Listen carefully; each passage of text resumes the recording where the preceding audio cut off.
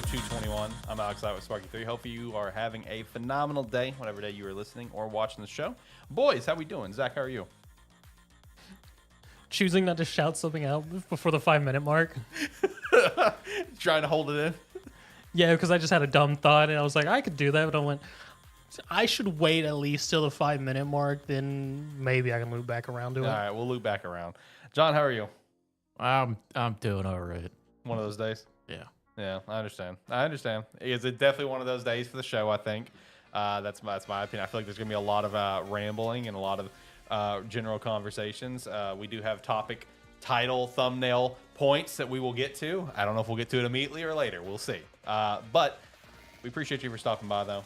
If you want to, subscribe to the channel, be a friend, tell a friend. Today, we will be touching on the Donkey Kong Bananza Direct, or I guess I will, because I doubt these two watched it or even read an article about it. So I saw it was a thing. I went, cool. I know what happened.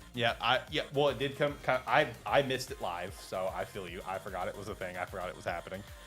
So we'll be touching on that. Digimon Story Time Stranger. A lot of good news coming out of that. I have seen a lot of people in that being buddy. like, this is the best thing that came out of this summer's Game Fest. It's wild. It's hilarious. Digimon stocks have never been higher. I was texting Andy about this, and that's Andy's exact words to me: is Digimon stocks have never been higher. I That's agree a lie. 100%. It's gonna pose a question to you about it, but I'll wait till we get there. All right. Let's see. We also have Marathon was delayed indefinitely, so we'll touch on that. Some Xbox news, some third-party games, a Switch 2 news, some Sega news, Borderlands 4. That's a something. And then there's a bunch of other random God, I stuff hate throughout the weekly wrap-up. If you want to support it further, Patreon's a great way to do so, as well as checking out Agent Inc. and Rogue Energy that we will be shouting out later on in the show. Let me go ahead and turn things down now. Also, if you hear any squeaking, that's my dog. Yeah, my dog's in here because my husky, he's been a baby today because it's hot outside, so he's chilling in here. But yeah, overall, how you boys feeling? We're not at the 5-minute mark, so do you want to shout your thought though? I mean, I feel like it's an appropriate time at this point if you want to shout out whatever's infecting your brain at the moment. I feel like it's a good time. Or are you just gonna hit it randomly in the middle of the show? It becomes a question: is are you going to edit this VOD? No, you know I don't do that. Then I'm gonna leave it be. Okay, all right, something bad then. We'll leave that alone. We will leave that alone, brother. I was just gonna mention, because like carrying on from last week, you talked about it. If we were having a lengthy discussion about it, we've all been playing the altars. Oh yeah, baby. Because I did leave here confused of what it was about. Legitimately, I started playing it yesterday because the thought popped in my mind. I was like, because like, no offense, and it probably came across that way when you were talking about it. I was so fucking bored because I couldn't follow what you were saying, And I was barely following based off just seeing the screenshots. so that I was like, I gotta try this game, and turned out it's great. It's a great game. It is very much an interesting game. It's probably definitely going to be a sleeper. Oh, 100%. 100%. And it's already for me, like one of my favorite games to play this year. I mean, I've had a great time. It's definitely been one of the better ones. Frustrating time sometimes, Oh, but very frustrating. It's pissing me off. John, you But haven't fun. even John, you haven't even gotten into the gravity bullshit. No, Act 2 is a but pain in it's the ass. the altars are pissing me off. Yeah, okay, so your altars, you have a totally different thing going They on. are so bitchy. they are so whiny for how much I'm going out of my way to do everything they want. Yeah, dude. We only eat good food around my station. I mean, so do I. Yeah. But it was a whole argument in my game. See, the only time I really had anyone ask was the technician was getting real angry because I wouldn't build a dorm. Not me. Oh, you made him just keep sleeping on the floor?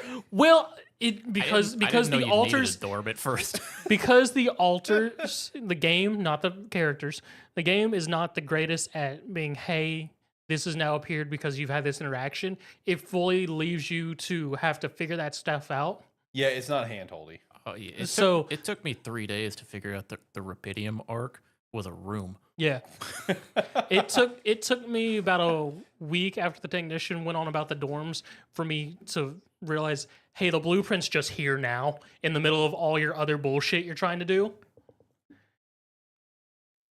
But yeah, because it doesn't give it a notification like, hey, you got the dorms blueprint or anything like that. It's just all right, it's in there now if you ever go look. Right. Yeah, the game does not hold your hand, man. Like, you get to the prologue where you just learn like general things Yeah. about how to play, and after that, it's just like, Yeah. go, Yeah. go. And from talking with you guys beforehand, it seems like your guys are not as fucking whiny as mine. We've had some situations come up. We've 'Cause- had some, but yours like so the for everyone listening, one thing that we're now theorizing that might be like an interesting element of like how each gameplay, each like game playthrough can change. The replayability. Yeah, the replayability is like one thing that John did is that he got the refiner in Act 1. Zach and I did not, and we have not had some of the issues that he's had. Now, not necessarily saying that the issues are coming from the refiner, but it's like him being there. He's interacting with the other alters. It's that butterfly effect. So that's an interesting element of this because game. the issue here is apparently in John's playthrough, since he's got the refiner and botanist, those two are hanging out similar to how the technician and scientists do. Me and Alex never got the refiner, so our Yeah. botanist is a lonely boy, while the tech and scientists continue to combat each other. Yep. Oh yeah, tech and scientists, they hang out a lot for two people that don't seem to like each other. Facts. And for whatever Facts. reason in my playthrough, they like to hang out in my captain's quarters because there's almost every day after I've been out in the fields mining, I'll go and they'll be hanging out in my captain's quarter bitching about something. What are you guys doing here? You know, I've noticed that too. So yeah, we have a goddamn lounge and can't you go there? See, I had the opposite thing where my scientist was hanging out, he's been hanging out in the womb, but my technician likes to hang out in the research lab. Whatever. And then if the scientist isn't just hanging out in the womb, then he's down in the dormitory, like sitting in a corner, just by himself. I've also seen that too, where some of my alters, or like the doctor's one, where he'll just like go to one of the random storage rooms and just sit on the floor. I'm like, why are you in the storage room? It's like, I have an infirmary for you. We have the social room. Like we have two dormitories. We got the kitchen that you say how much you love to cook. Why are you just sitting on the floor in the medium storage on the left side of the base? What are we doing? Because like we'll get a prompt where like he wants to talk and he'll just say medium storage. It's like, well, which one? I have like 3. Where are you at? Yeah. I guess I've never had that issue. All my alters, they stay in the, besides just wanting to hang out in my cabin's quarter, they just stay in the regular rooms. Yeah, no, they once they're done with work, man, they'll just go chill anywhere. Because like I also had it with captain's quarters too, where it's like I got a prompt from the scientist that he wanted to talk to me. I'm like, okay, where are you at? And I look, he's like, why is he in my room? It's like, why are you in the captain's quarters wanting to talk? Well, like I said, the refiner, when I got him, he really wanted me to make him the gym. And then Okay. when I made him the gym, then he really wanted me to make him some dumbbells, which is just like an item that you Yeah. make to give to Yeah. him. Yeah. And funny enough, the scientist spends more time in the gym than anybody else. In those gains of muscles Yeah, and brain. There you go. There It's you go, it's brother. like the only time the scientist and the refiner are ever around each other is when like one of them's waiting to use the gym and then they just argue. Now I'm curious, Alex, since if John ever makes out of Act 1, I wonder if his song's Yeah, going I'm to be different. kind of screwed right now. If what though? If his song's going to be different. Oh, that's true, because the song's gonna change every time. I'm curious what your song's gonna be. I don't know what that means, but I plan on beating it tonight. I'm just gonna have to backtrack a few days. All right. Whenever you beat Act 1, the guys decide to celebrate, and they bring up a shared memory pretty much between all of the alters Yeah.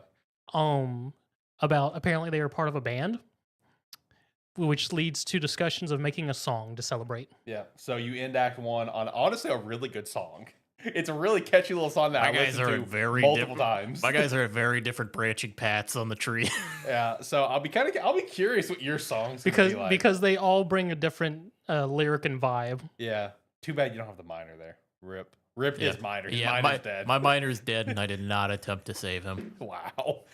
See, that's where I'm stuck with my playthrough here at the end of Act 2, where it's just like when I created the minor finally in Act 2, because I was just like, obviously when I created him, I didn't know what was coming, Yeah. in terms of timing of like main story, what all was going to heavily restrict me on stuff. So I was like, oh, you know what? This is finally a good time to make the minor. We're in a good position across the board. I can make the minor. He'll do the whole arm thing. We'll get it taken care of. Nope. I still don't have enough fucking time. So now I'm to a point where it's like, I'm at the end of Act 2 and I'm like, I'm about to just go back to the beginning. I don't even care. Because I tried to reset it twice to save this guy and I don't have enough time either one. See, meanwhile, I viewed it as this dude's more trouble than he's worth. But see, apparently the payoff's good though, because once you actually do the payoff, like that dude will work crunch time hours without it being crunch time. Because like his whole mind says, I just want to work now. So he'll work like 12-hour shifts without you telling him to. I Yeah. mean, he's a minor. Yeah. I mean, for me, the motherfucker wouldn't work. You gotta keep that crunch time on. Without even crunch time, dude. That dude. I'm surprised any of your people work, John. Because Nah, apparently, man. because what it sounds like, they all hate you. Yeah, it sounds like you're running a rough ship over there, buddy. That's what I'm saying. They complain a lot Well, for being pretty happy. Yeah, They're all actually in a good mood. the They just morale's not bitch. down after losing the minor. I feel like it would be. Surprisingly, like the scientist is the only one who cared. Really? Really? Okay, not the technician. The technician was like, "Shit happens." Wow. Scientist. That's The scientist was more of like, "Man, I respected him. I can respect a good work ethic like that." And I'm sitting there going, "What do you mean work ethic? Dude went out to the mine, got hurt, and then sat in the base for 2 days."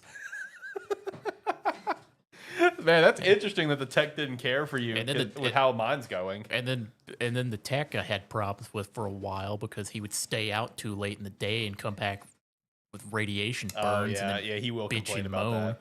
Yeah, he will complain about the radiation quite a bit. See, I just avoided that. I saw his ass was outside when the radiation, and I went, "What the hell you doing? Get your ass in here. Start farming. What you doing out there?" Yeah, it's like, what are we doing, buddy? I'm glad you guys checked out the altars, man, Yeah. because it's been a really fun experience. Yeah, no, it is. It is definitely a recommended game of the year. If you have nothing playing right now, I'd say pick it up. Yeah, It's a nice. It's 100%. going to be a nice little sleeper hit. Like especially for like right now for me, this is a perfect game to play because I don't have a whole lot going on Yeah. necessarily. I mean, I've been playing a shitload of PoE, but Mhm. other than that, like I kind of pumped the brakes on that to check this game out a bit, and then I've basically all afternoon has just been the altars. Right. See, I've been playing it. I completely forgot Rido came out. Yeah, it did. And a weird day. Came out on Wednesday. That is a weird day. Yeah. Had some good What's that? reviews, though. Oh, the remaster of Rido and the Mystery of the, that of the game. Soulless the Army. Atlas game, yeah. Yeah, it came out some good reviews, too. I mean, it's solid so far because I'm still messing with it. It is sort of funny because I have a Devil Summoner game. I have never played it. Mhm. So this is technically my first time playing Devil Summoner, which has been very funny right. for me. Nice. I think I know the answer to this, but did either of you guys check out Rematch? I started to, and I wasn't in the mood. I watched a bunch of clips and went, nope, not learning that tech. Yeah, I started to, just learning the controls, and I wasn't in the mood because I was really frustrated at the altars, and so I was like, let me go try this now because it downloaded. I started doing it, and then I got in that mode, that determined mode. Nope, we're going back to the altars. I'm fucking determined. That's basically what happened. I downloaded it and the altars at the same time, and I was like, I think I'm gonna check out the altars first. Yeah, And then now I don't see myself going to it for a while. yeah. See, And if it's got a steep learning curve to it, I don't get time for that. I don't think it does. It has a pretty high curve of mastery. I think because based off the clips and whatnot, it's mostly because of what I've been viewing of clips of doing just ridiculous things. Mhm. So I'm fairly certain that the actual entry level is fairly low. It's just This is like a Rocket League problem. Where possibly. like it's easy to get into, but once you get into it, you realize how much there is, but you kind of want to do it. Yeah. I don't think I want to play this game then. because there's some because neither of you ever played Final Fantasy X, have you? Mm-mm. No. Okay, because like there's a whole small subplot point in 10 where Titus, however you want to say it, is trying to learn his father's shot, and like Oh yeah, I know what you're talking about. Yes. I know that of it. the jet shot, you can literally do that in rematch if you want to. Interesting. You're not going to be hitting people with it, at least. At the very least, the shot I saw someone do, more or less, they bounced it off both goalposts, then hit it in. I went, all right. And they did it on purpose, too. Yeah. No, I haven't seen anything on the game yet, but I saw a lot of hype leading into it. but I don't know. I might not check it out. Well, I mean, it's definitely one of the highest grossing multiplayer games because I think you put in the notes, it like cost like It already 20 million players in the first 24 hours. Jesus Christ. No, I don't think that was. I don't think Maybe that I got my numbers wrong. Yeah, no, it passed a million in the first. Million, 20, yeah. in Sorry, the my first bad. 24 hours. Yeah. No, the big number game is something completely random that I just had to shout out. Yeah. No, that's I mean, that's pretty good for especially the type of game that it is. I mean, yeah. people were craving it after both the betas. They were just itching for it. Yeah, it also really helps that it's a Game Pass game too. Yeah, that it's a Game Pass game. I mean, it's super cheap too. I mean, it's only $30. I was gonna say, I think it's like 30. It is. It's 30, and it also helps that they're even for the people that didn't play it, like gamers of of various types, like they just know like how good Sifu is just by word of mouth or playing it. So it's like, oh, Sifu developers, I bet this game's good because I've seen a lot of conversation just around that. It's like, oh yeah, they did great because again. the Seafood developers have an exceptional system. Yeah, exactly. For character movement. Yeah, so it's and like, they used it for football. Exactly. So it's like even if you didn't play Sifu, you at least know like what these devs bring to the table. So that also helps it. And the fact that it's a live service game that's actually being exceptionally well received is like they're 2 for 2. Yeah, exactly. It's no wonder Rematch is doing well. Like it's done well in review scores and player counts, and yeah, shout out to Rematch. Like I said, I started it. I was going through learning all the controls. Just the quick 5 minutes I've played of like moving around playing the controls are exceptional. But still, I went into it because I was frustrated with the altars, and I decided, no, we're going back to the altars. I'm frustrated. I want to go do this. I mean, you could go the other engine and pick up a DVD. Pick up what? Dead by Daylight. Oh yeah. Because I don't know what I did, but Dead by Daylight's gone back in my feed, and apparently, from my understanding, with the Springtrap release, apparently because of the movie, B Springtrap, and apparently it's seen a influx of new players because of that. Oh yeah, it's blowing up right now.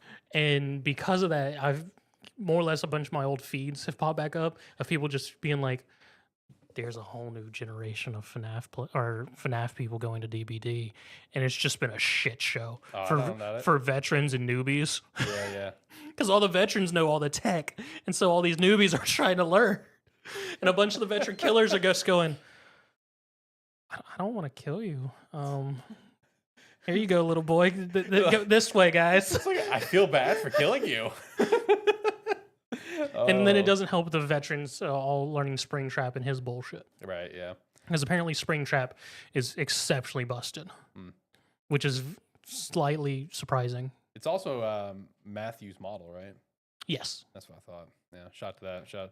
We have Matthew Lillard, and we also have Nicolas Cage. And apparently, because of that, there is a Springtrap apparently has special dialogue for hooking Nicolas Cage. No shit. Yes. That's awesome. It's not just one line, it's several lines. That's awesome. That's 10 out of 10, man. I love that. Hey, now that we've all played the altars, and I'm curious, what would you guys give the altars on the board? 8. Yeah, let me hold the board up for context for people. You got it rewritten? Yeah, the board, baby. Here we go. John, what about you? What would you give altars on the board as of now? I think I could probably agree with Zach at 8. I think 8's right. Depending on how replayability and however the ending plays out, I might say 9, but as it stands, 8. The overall narrative has been interesting, the character interactions and whatnot. The actually fairly well balanced interactions between gameplay of base management, resource management, and then actual hands-on playing has actually been a very solid balance, surprisingly. Facts. No, yeah. I think 8's fair, possible 9, depending on how the game ends, because we don't know, obviously. Like, for right now, it's probably a good... 8, it's probably on the lower, like, 7.5 for me, but that's purely because of my mistakes with the game, because if I started over right now and started another run... With what you know.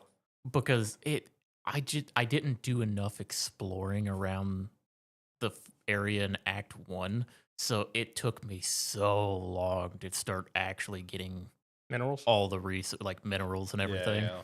So I basically am like doing everything in half the time. Yeah. So I kind of screwed myself a bit, Yeah. but I think I can recover it. There you go. There you go. See, my worst part of Act 1 was when I ran into that field of attacking anomalies. Oh yeah. Yeah. I panicked the hell out of that spot, and it was like watching a Scooby-Doo move of just me going. Yeah. Me too, brother. It's like, is that moving to me? What do you mean? Is that moving towards us? Right. See, I took the opposite approach. I just ran in a straight line. Did you pass out? No, but I was very radioactive. Okay. I'll say this as well for the sake of the show. I told you this when I was texting you about it. If Alex Jordan doesn't at least get nominated for best performance, he gets robbed. I stay firm in what I told you back. What did you say? I don't remember. I was like, while playing multiple characters is impressive, he's not a tall, buxom lady. Relax. No, come on now, because he's done such a great job with all the different alters, man. Like he should at least be nominated for best performance this year. Like at least. I'd have to see a few more before I could judge it. See, the ones that I have right now, like they all speak with kind of their own attitude. Yeah, but you can tell it's kind of the same voice. Yeah, it's. I mean, since they are The an same alternate person. version of you, it makes sense. But at least with the ones that I have, there's not enough variety in it for me to be like, yeah. I mean, it's a good performance in the game, but there's points from like characters not speaking with a tone that that the words sound like they should be using right now. So, or like that this conversation should be hitting me with. So I do agree. Like obviously I haven't heard how the refiner talks, but like for all the others that you have, like I do agree. Like you can tell it's all the same voice or whatever, but just they're different tones in how they talk. The scientist, is more like light the way that he speaks and very refined, and you have the more like down deep voice of like the miner. But for me, what did it was the doctor, because the doctor is like a very deep, like Didn't you say southern, he was Southern yeah, for it's some like a very reason? deep Southern accent, and I'm just like, what are we doing, brother? Yeah, very deep Southern voice, man. All I gotta say is a scientist better stop trying to fucking tell me how to run my ship.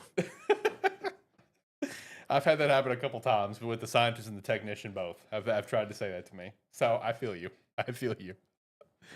No, shout out to the alters, man. Very, very fun game to come out so far this year, and looking forward to finishing it. All right, let's I guess start hitting some thumbnail related things. We don't have to. We'll hit the thumbnail stuff. That's what it's on the thumbnail. I've got it on the thumbnail. So Okay, you can always change the thumbnail. I can, but I don't want to. I'm lazy. Did you get? Do what? Did you get into that article I sent you? Oh, I did. Yeah. I picked out the notes for it for the Digimon Story stuff. I picked out the notes for it. You want to start Digimon Story? Yeah, we might as well. Yeah, let's do One Digimon last Story. thing. I did get to flash. What word am I thinking of? Rep Fat Princess this week with a video I sent Alex. Oh yeah, that's true. That's true. That was hilarious. Pretty much. One of the Sony. I don't think he ever gave his title or whatnot, but Man, I got to be honest. Like, he's either, like, it's either one of two people, and they're vastly two different people. more or less, It's either the founder of PlayStation or it's like the current head. It's one of the two. more or less, it's an interview of him, and more or less saying the fastest game I greenlighted was Fat Princess, and he's just like, I walked into the pitch meeting, and they were showing off and everything. I saw the character, the Fat Princess, and I went, "That's my daughter."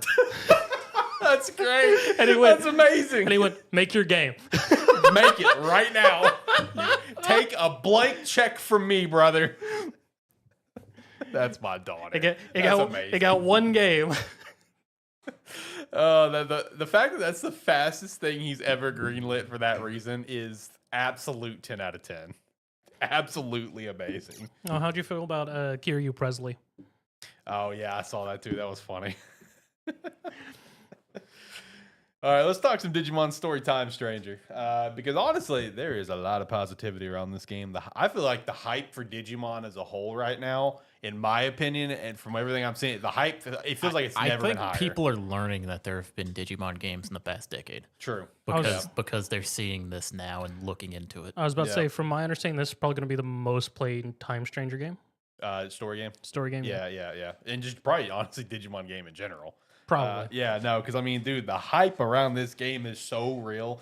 Like the amount of like articles that I've seen come out say Time Stranger was the best thing at Summer Game Fest. Like too many to count. Too many to count. Here's my real question: is whenever Time Stranger does eventually come out and people play it, how many people are gonna go to the previous two Digimon story games? Then how many people are gonna play Survive thinking it's part of the same thing? That's true. Sure, hopefully they do a little research.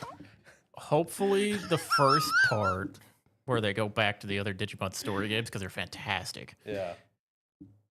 I hope they don't go to Survive thinking it's the same thing because they'll bounce off that immediately. There's no reason they should. Yeah. Because the only thing they have in similarity is Digimon. Yeah. But it might be a thing where they look back at it and they're like, okay, what's the last Digimon game to come out? Which was Survive. Yep. Arguably one of the better ones. I mean, it still is, but it is definitely a different tone and complete tone shift. Complete tone shift. Complete everything shift from the story games. But it's awesome. I mean, it very is. Have you ever gone back and done your second playthrough where you didn't kill everyone? I'm in the playthrough. I don't remember how far I am in it. But it might be something I go back to soon because is Digimon talk getting you excited? Well, it's that and that playthrough is loaded up on my PS4 right now. Okay. Which is in my living room, but I haven't been spending much time in there. But I'm gonna do some rearranging soon, and might hop back on. That might be what I hop back onto when I get that done. Nice. Yeah, no, with Time Stranger and all the conversation around it, man, I really feel like the hype right now for Digimon is like, I feel like it's at a peak. Like it feels like it's at the pretty all-time high. Like it feels like it's at the same high of when Digimon Adventure Tri was announced and coming out. Like it feels like it's at that same level. Slightly different communities, but yeah. Yeah, it totally different. Yeah. But so back mentioned I had a question for you earlier. Yep. Speaking of like that, it's at its like peak right now. I wanted to ask you, do you think it's finally Digimon's time?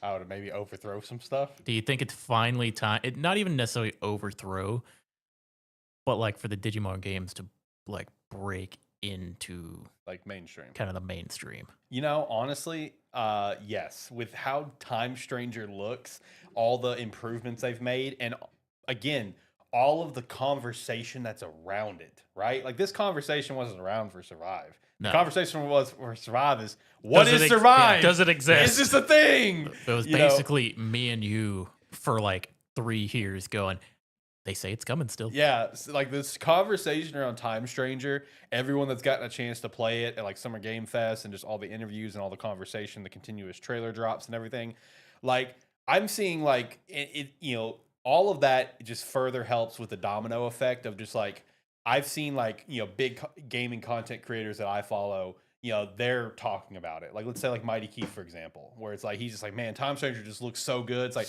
I want to go replay, you know, the 2 cyber games now, the story cyber games. It's like, you know, just that extra set of eyes that more content creators are going to help put on the game. That's going to help further domino the game. So it's like, I really feel like Time Stranger can really be that one to help push it into the mainstream. Because the conversation around it's so positive. It's unreal how positive this is. Question. So I think so. Does Time Stranger actually have a release date? Yeah. October 3rd. We got it during the, was it PlayStation? Yeah, it was PlayStation. Yeah, it was PlayStation. It was State of Play. State of Play. It was 10/3. Okay, then that's my other thing was, I mean, yes, it definitely is a game that can bring Digimon into the spotlight. My only concern was, is it releasing with anything big around the same time? Yes, Ghost of Yatai, the day before. I don't really see that hurting it though. I agree, but it is a big thing around. I mean, it is a big thing, but that's only going to hurt it on really pretty much on one console. Yeah. It's two different audiences. I was going to say it is that 2 different audiences as well. Plus, Ghost of Yotai will only be on PlayStation. Yeah. Whereas this is going to be on everything, literally everything. Yep. So it's got a pretty good chance, John. Yeah. Yeah. How does it make you feel? No, I'm so happy for it right now. It was already looking good. Like we were already extremely excited for it. right.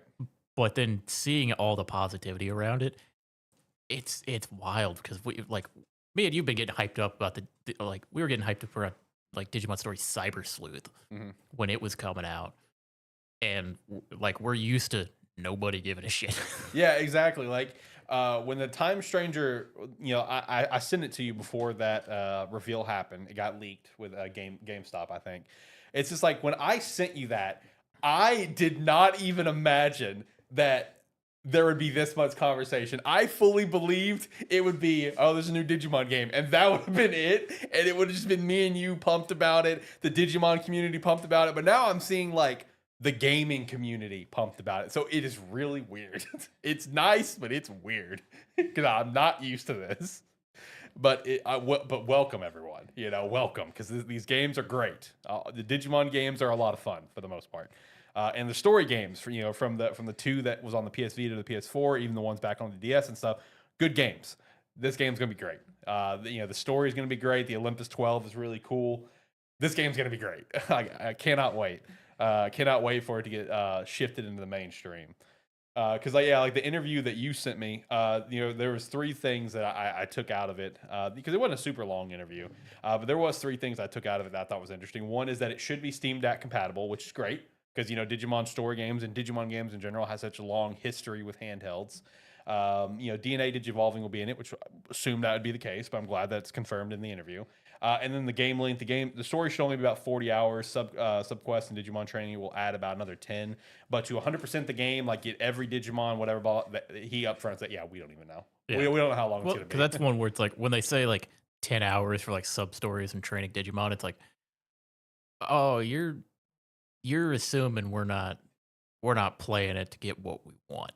Right. It's like because it like even in the other game like Digimon Story Cyber Sleuth.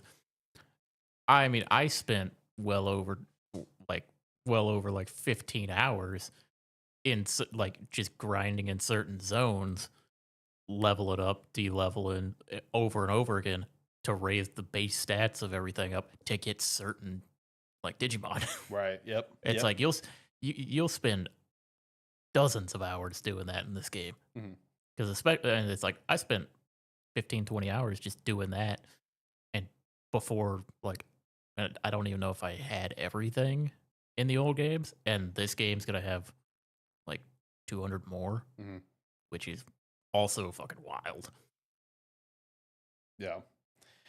Which we did get some more Digimon kind of shown throughout the week, whether it's like the single slides or whatever the case is, and it's nothing overall that really jumps out. I mean, there's some that need to be here. I mean, like Coronamon and like Lunamon and Junomon, like they're all like intertwined with the Olympus 12. I'm pretty sure Lunamon and Coronamon like they are the Olympus 12. I'm pretty sure if I remember correctly, because that evolves into Dianamon and Apollomons. I mean, that's literally part of the I was also going to say, Skull Seedramon's cool though. That was cool to see. I don't remember if it was mentioned in any of the trailers we saw before, but in that interview as well, they did say that a large focus of this game is like the Olympic 12. Yep, they did. Which that was in the interview that you sent me, because I was just talking about the story they're going for, the more serious story, and really focusing on they said it's like we wanted to do a story on the Olympus 12 for a while. So it's like glad to see we're getting it. I'm excited to see how the story plays out, because the story itself, like the narrative of all these games, have always been really, really solid. Like for the two story games that we had on the PS Vita to the PS4, those are really interesting because you play Hacker's Memory and the whole thing is taking place at the exact same time as Cyber Sleuth. So it's just like an interesting dynamic there. So I don't know. Like I said, it's really weird to see Digimon being at the Digimon game being at the hype level that it is. It's like you just wouldn't. It's not Pokemon. It's not. It doesn't generate the same level of hype, but it's like, man, it feels like it's really getting to the mainstream. I've also seen some articles that have been like kind of doing the Pokemon comparisons with it. I saw some too. And like most of what I've seen has been more on the like positive side of Time Stranger. Yeah. Which is wild. Yeah, I saw one article saying it's just like if Pokemon's not careful, Digimon's gonna be eating Pokemon's lunch. Was the headline of Are we the back in the article. early 2000s and 90s? Yes, Zach. Everything circled back around. What is happening? Yeah, right. I haven't seen a Digimon Pokemon comparison since 2002. I know, dude. We're back, baby. Digimon's all the way back. It's because Digimon's getting popular again, and they don't know what to compare it to. Yeah, pretty much. I mean, Tamagotchis are dead, so you can't compare it to that anymore. Hey, they got a new game. They got a new game that's coming out at the end of this month, I think. Tamagotchi Plaza. I mean, I know, but there's a definitely distinct I know, difference I know, nowadays I know. versus back then when you're like, oh, you get this little device with Digimon which you can connect and fight with people. And then Tamagotchi, you get this little device, you take care of this pet. You Yeah. don't fight, but you still take care of it. Right.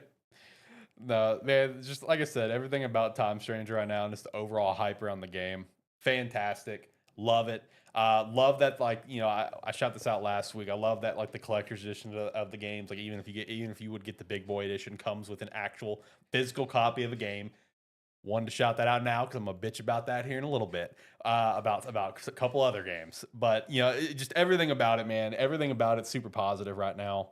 And so to further back to your question, buddy, I think it's time we're going mainstream with it. And it's fine. It's We're fine. going mainstream. It's finally happening. Or like, because I think it was like 3 years ago. There was like, I think I had sent it to you as a screenshot of a tweet that someone on the team for like the Digimon games made, where they're like, yeah, we got like 3 games in mind that we're cooking up right now. They took their time, and man, we're gonna be eating good. Yeah, we're cooking. Yeah, I won't get to play it for like 2 weeks because I will be leaving for my honeymoon. Wait, what's the third game? So I assume one was Survive, one's Time Strangers. But Who knows? maybe they're still Okay. working on Who it. knows? Yeah, I don't know, man. Rumble Arena 3. Oh, please, brother. They have a Rumble Arena over in Japan that didn't come out over here, but Yeah. we need a true Rumble Arena 3. It's just a battle royale. But no, like you can best believe, as soon as I get home from my honeymoon, we're playing some Digimon Story Time Stranger. I'm pumped. I'm gonna just send you a bunch of screenshots. I'm gonna Those- block. I'm gonna those block spoilers. you. I'm gonna block you. I'm gonna block you. Wait, we're getting 2 weeks of just shows with John and me? Yeah. Because like that first Saturday that I'm gone, man, that's his Digimon time. That's Digimon time right there. And then whatever's the next week. All right, John, I'm going to bring you the best sounding board ever. Oh, buddy. My father. Oh, buddy. Scott has entered the program. Yeah, there will be a lot of Digimon talk that week. There's also going to be a lot of pre-recorded videos coming out for about 2 weeks, so get ready for that too, because I will not have a lot of time to do any editing to cut up the shows. We are going to have her laptop, so I am going to try to do some cutting up after you guys' show. At least maybe a couple things like Digimon Story stuff and anything that was like notable. But I may not like dive in and cut up the weekly wrap up. I'll get Gamestetic Game of the Week and whatever the big things are, and that's probably all I'll be able to get. Which I guess reminds me, I'm gonna have to probably get Photoshop on that laptop too, so I can get all that done. But either way, Digimon Story Time Stranger, very exciting. Shout out a sponsor. Let's shout out some Rogue Energy. Use the referral link down below to support the brand. Use promo code Sparky3 to get 10% off your order. You don't have to use the promo code though. They have a better sale going on. That's fine. Just use the referral link, and you're still gonna help us out. Regardless if you're picking up the hydration, the chill, or the energy, they're all fantastic. We recommend them all. Use the referral link down below. Promo code Sparky3 to get 10% off. And we also have some Rogue in studio. Zach, how is your Rogue Energy? I mean, it's fine. Tastes all right. I mean, if you like dragon fruit, the dragon fruit lemonade is actually really good. Bingo. It is their most recent energy flavor since they've been sort of slacking on new flavors. Yeah, lately they have. But I mean, it's still good. I mean, they don't have a better just generic discount, but they do have their free shaker promo going. So buy a tub, get a shaker. There you go. There has been a severe lack of flavors recently. It has me concerned. Where's the flavors? Maybe we'll see more. Maybe. I was hoping they'd bring back the strawberry mango for the summer because that's what they had like last summer or summer before. That thing was awesome. I was hoping that would come back, but alas, here we are with nothing. They did say they have some more chill flavors coming out, so I'm also waiting for that. I want another chill flavor because that chill flavor is pretty solid. We shall see at some point. Yeah. I was gonna say they tend to be more of like drop 2 or 3 at a time. Yeah, they are. Yeah, true. It very much is of they make them and then they'll drop them all at once. Yeah, true. And they keep the ones that sell. Because I don't know if you noticed, there's only 2 canned flavors now. Oh, really? Which ones? Yeah. Black cherry and what? Cotton candy. That would make sense though. At least black cherry's there. That black cherry lemonade, buddy, that is delicious. That is like crack, man. That stuff is so good. God, I love that dang energy drink. All right, let me hit the Donkey Kong Bonanza Direct. So I was already sold on the game just because it's a new Donkey Kong 3D game, and that's cool. Why is Donkey Kong stealing Kirby's thing? What, of getting transformations? Yes. Yo, shout out to him basically going Super Saiyan 4 or Luffy Gear 5, depending on what you want to say. But that, like, I saw that. Me and Christina were watching. I'm like, oh, it's Super Saiyan 4. She's like, no, it's not. It literally has, like, that is clearly inspired by a Super Saiyan. What are we talking about? But yeah, no, it does have the Bonanza transformations. He has the Kong Bonanza, the Zebra Bonanza, and the Ostrich Bonanza. So shout out to that. Allowing you to do different things for the Kong Bonanza. It's just a bigger Kong with Super Saiyan hair that's made out of bananas. Just a lot of strength-based stuff. The Zebra for speed and the Ostrich for flying. Everyone loved Odyssey so much for the fact that Mario could possess things. They went, all right, we can't have Donkey Kong possess things. What can we have him do? Have him become other animals. Let's do it. Have him become other animals due to Pauline singing. Which, shout out, Pauline officially revealed. Which it's sounded like a younger Pauline, isn't it? Yeah, it's a younger Pauline. She was already like more or less like leaked, revealed with some cover arts before this direct, where it's like there was very clearly a child hanging on to DK's tie in the cover art. Everyone's like, is that Pauline? Why is she there? But there was no reveal for it. So did get the full reveal for her, where in the entire narrative element of the game is that you and her are both trying to get to the surface. You're underground in this subterranean world, whatever. With your new antagonist, the Void Company, featuring 3 new Kongs, which is Grumpy Kong, Poppy Kong, and Void Kong. So shout out to Void Kong. Literally looks like Mojo Jojo. That's the first thing I thought when I saw this, was Mojo Jojo from Powerpuff Girls. And I also said, oh great, we can have possibly another rep in a Smash Brothers eventually, is maybe Void Kong, whatever, it'd be cool. But you also have like a skill tree for Donkey Kong, a lot of different elements that you can evolve with your skill tree, a bunch of outfits. There is an artist mode, which I'm sure people will not abuse that at all. Cranky Kong and Ramby's going to be in the game. They also make some Mario references, so that's cool. And there is an amiibo, and the amiibo like sold out very quickly. So I'm not surprised by that. Yeah, I'm glad to see amiibo is still thriving, because I love amiibos. Like, people are actually going to already have the amiibo, or it's just pre-sale?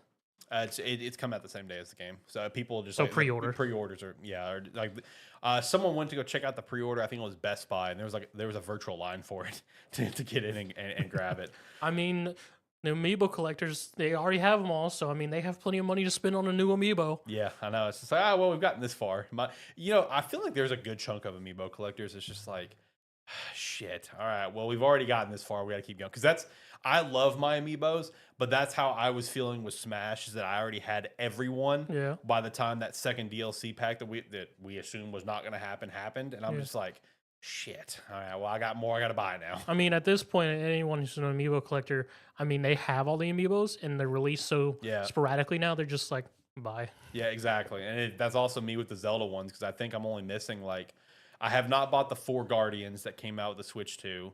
And then I think I'm just missing a Goblin from Breath of the Wild, and then I've got every Zelda one. So it's like the same thing. As soon as I saw those Guardians coming out, I was just like, fuck, all right, I'm going to have to buy those. And I had the opportunity when we got the Switch 2 at Best Buy at midnight release, and I just kind of stared at them like, no, not tonight. We're not doing that tonight. I'll do that later. I guess. But no, the Donkey Kong Bonanza, the Direct, I mean, it just further sold that the game looks great. Everything about it. Should have been on release. Yeah, should have 100% been a release title, no doubt. Which also going to shout out to that. We got another funny thing about a potential release title that was not later on in the weekly wrap up. But no, Bonanza should have been a launch title. That I saw so many people say that after the direct. It's just like, bro, why wasn't this a launch title? Like, yeah, it's got to be ready, because I mean, it's coming out just a month from the launch of the console, right? It's like, surely it's not still actively being worked on when it's coming out a month later. If it came out at the end of the year, okay, yeah, maybe they're still fine tuning it or whatever. But it's like, it's coming out literally a month later. You're done with it. You just wanted Mario Kart World to breathe because you knew this was going to probably overshadow it. Which I don't know why, because Mario Kart World has the higher longevity. Yeah, exactly. That's true because like people would get Bonanza, play it, and go to World and be on World, off and on consistently for the entire time of the And a Switch large 2. majority of Bonanza people would be speedrunners from that point on. Exactly. Well, they just wanted to see they wanted the initial rush to be able to eventually talk numbers of launch day Mario Kart sales. Oh yeah, yeah. And if they release Bonanza at the same time, Bonanza may have beat it. No, Sure. there's not a might. Yeah. Yeah, I think Bonanza Yeah. would have done some work, man. People have been wanting a 3D Donkey Kong game for so long, man. But it's I mean, Mario Kart that's Nintendo's golden goose Right now, that yeah. always makes money. Yeah. Yep. But no, I mean, like I said, I've got this game already pre-ordered, dude. And this was just one of those situations of you're already sold on the game, and everything else you saw just further sells you on it. It's just one of those cases. There's nothing we saw some new stuff with the transformations, which I'm picking fun at it, calling it like a Super Saiyan 4 or a Luffy Gear 5 thing. 'Cause that's what it looks like, straight up. But I mean, I'm glad to see some unique elements to the game, to a Donkey Kong game. And honestly, again, we talked about this with the Switch 2 Direct. I'm just glad that Nintendo decided let's do something different. Everyone expected a 3D Mario. That's what everyone expected. And here we are with a 3D Donkey Kong. They're taking a shot on something that is historically a lower seller than the Mario, right? So just shout out, man. I mean, I'm excited for it. I'm really pumped to see what this game's gonna do numbers wise, and in terms of reviews and sales and stuff, and just the overall reception. Because right now, everyone's just oh yeah, this is a day one pickup. This is a day one pickup. This is gonna be one of the best games of the year so far. Just and I agree, it looks like a lot of fun. So I just gotta say as well, because I pitched to you.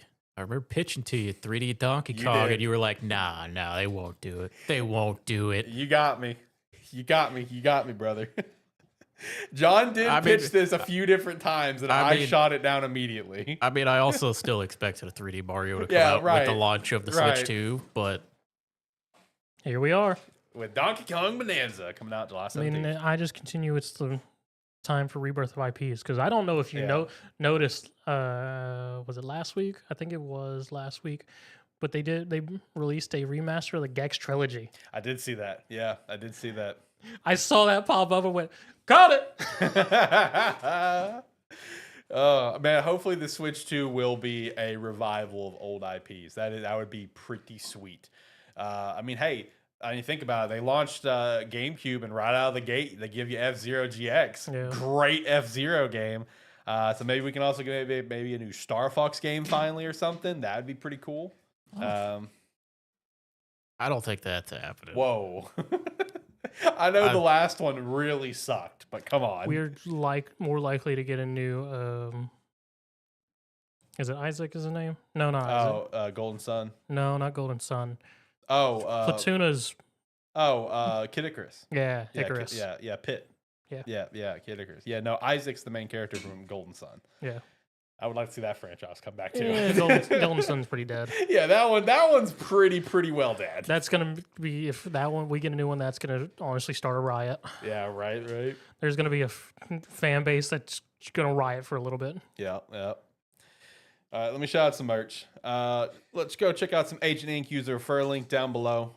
Pick up a jersey, pick up a hat, or go over to sparky3shop.com, pick up a shirt, pick up the We Have Hats hat, or one of our other shirts that we have of choice. Again, use the referral link down below at Agent Ink, or just go over to sparky3shop.com and pick up some merch there. And we'd appreciate that.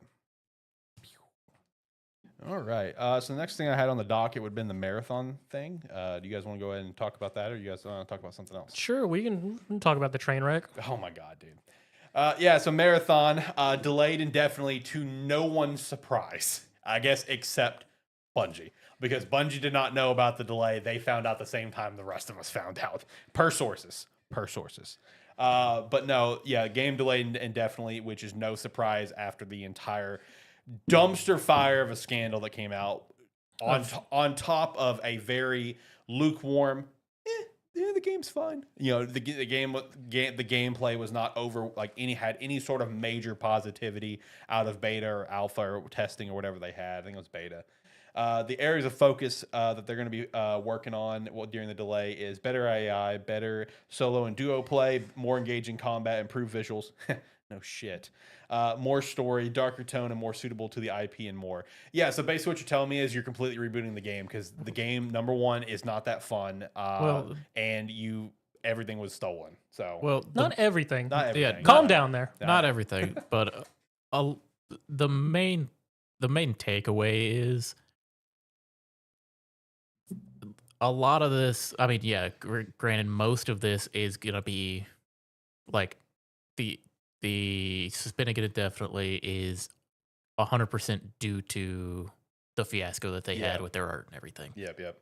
But the fact that since they're having to take it away anyway because of that, and they are going back and working on stuff that people complained about, because the main complaint with this game is, or like the main talking point is the fact that it's supposed to be an extraction shooter that doesn't feel like an extraction shooter. Right. It feels like they went for a more arcadey, fast-paced combat, but that's not generally what people are looking for in an extraction shooter. Mm-hmm. They want it's like they typically people want the tense moments and the fights and repositioning and things like that. That was not this game. So maybe they'll come back and have something more palatable for the core audience that they're trying to make the game for. But the fact that they are just kind of moving away, not saying anything about like the whole art situation or anything like that, and are basically just like, yeah, we're just gonna ignore that is a thing with you guys and tell you that it'll come out with all the changes that you wanted, and they're just hoping that people forget. Yeah. That's very disappointing. I'm quite convinced after seeing this that whenever we hear Marathon again, it's going to be a completely different game. That's my mindset too. It's going to be Well, totally different. I think I saw an article where they basically said, no, marathons, it's like we're keeping with what it is. We're just making some changes to it. Well, I say completely different game in terms. I mean, I guess I should rephrase that. Not completely different game. Completely from what I see here, aesthetic. Oh yeah. So like, whenever we hear about Marathon again, we're gonna have like a comparison, and people will be like, 2025 Marathon versus whatever year Marathon. Yeah. And it's just gonna be complete. People looking to go, that's not the same game. Yeah. Complete 180. You would hope that it would be like 2028 marathon, Right. but realistically, it's probably going to be like 2026. Mm-hmm. One thing that I was going to ask you guys, because they're going to assume everybody's forgot about it by then. I mean, there wasn't a whole lot of talk about it anyway, so not many people are keeping their eyes on it, at least vocally keeping their eyes on it. Right. Well, the other thing is like this game's going through hell right now, and it's like it had its like moment of time where the entire gaming community was in like up in arms about it and like rightfully shouting at it. Yeah. And then very quickly, the like what would be the main competitor that's gonna come out for it got its release date dropped, which was Arc Raiders. So people have kind of just turned their attention to looking forward to Arc Raiders now and kind of forgotten about Marathon. Yeah. One thing that I wanted to ask you guys, because I saw a few different articles and a few different people kind of propose this question, because it kind of ties into what you said. It's like by the time we see it, it's gonna be a totally different game.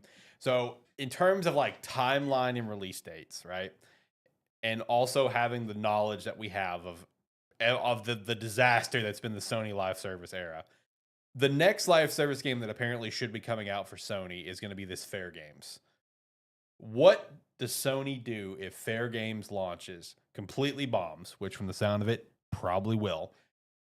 What do they do with Marathon? Do they keep running full steam ahead? Do they further change the game again? Do they cancel it?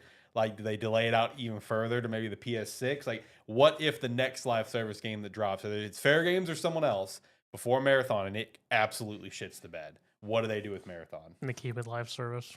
I mean, you have to keep with it. Well, I mean, I'm not saying change it from live service. I mean, like, let's say they decide, okay, maybe let's not do an extraction shooter. Maybe let's try this. Well, you can't. Maybe let's do this. I mean, from it sounds like Marathon's pretty much on the developers' hands of like it's going to be an extraction shooter regardless of whatever happens. Yeah. It is going to stay as an extraction shooter. Yeah, because the problem isn't the fact that it's an extraction shooter. The problem is it's an extraction shooter that doesn't. It doesn't feel like an extraction shooter to the community that plays extraction I was shooters. about to say, from what I remember hearing, is just the gameplay loop wasn't fun or engaging in the least bit. True. So it's like if they can change that up, then there's nothing wrong with it being an extraction shooter or a live service game. But also, like, it's got to be said, Sony wanting to jump on the live service trend and make live service games. The problem that they've had with that attempt that they've done is they started with like 15 games. Yeah. And they've released like 2, if that. They really wanted to have a strong live service game, but have yet to have one that's actually solid and landed, and have yet to be like, what did people not like about that we can possibly not incorporate in another one? Helldivers is the only one they've had that's worked. Yeah, that's the only one that's been successful, and that was the one that Sony had the least hands on. Yeah, they take the wrong lessons from the games failing, but also they've like this is gonna be weird to say. They tried the right thing with Concord in creating their own new thing. Yes, They failed in not making a game that was distinct enough, or like the type of game people were. You can't even say not the type of game people were looking for at the time, because Concord came out and was a massive failure, and then Rivals came out in the same genre and blew up. So it's not the type of game that it was; it's that it was not distinct enough. Mhm. It didn't do anything to make you want to play it. Yeah. Whereas like Rivals did. But the other problem is Sony. They tried to make live service games based around their existing IPs, but they picked IPs nobody wanted to be live service games. So then they worked on them for years and canceled them. or the few that people did want, they were in development for so long that people stopped caring. Yeah, and it's like, and then they see that people aren't interested in it, and then everything gets canceled. It's like, if you want to do a push for live service games, I mean, what a lot of these live service games, they come out and they're either pretty good and they last and like they last the test of time, or they come out, they're pretty good, they're kind of a flash in the pan for 6 months, but they make a shitload of money during that time. You don't spend 9 years or like 6 years working on a live service game to come out that people are going to blow through the content in 3 weeks. Yeah. It's like put it together in a year or two, throw a concept together and put it out there. The live service game anyway, people are going to blow through it. It's like, you could have had some fun making some wacky shit. I mean, And as somebody who loves playing these trashy live service games, I would have loved to have seen a few more. But it's like they spent all the money developing like a few games in particular and canceling everything else, but then focused on the ones that were never going to succeed. Right. I mean, like the biggest thing, like Concord is probably by far a giant failure, but also a giant disappointment, because from the bit we got to see of Concord, it seemed like they had actually built a curious and actually very interesting world itself. True. Which could have actually drawn in people, even if with the Concord live service failure, if they had somehow decided to make a plan to flip it into like a spin-off single player, that could have actually done well. Yeah. Because people were very interested in the initial trailer and what the story was trying to tell us. I mean, that was us. Like John's the greatest example. He was really interested until he saw it as a hero shooter. If Concord would have been like an open zone dungeon type like live service game in similar veins of like Destiny First Descendant, I'd have been all over that shit. Oh yeah, you would have. But it came out and it's a generic hero shooter that at its core is a fine game, but does nothing to distinguish itself from any other fine game out there. It's like that. Yeah, that's not going to cut it. Yeah. That's probably one of my biggest things. Is like Concord was a very possible interesting IP that is now dead.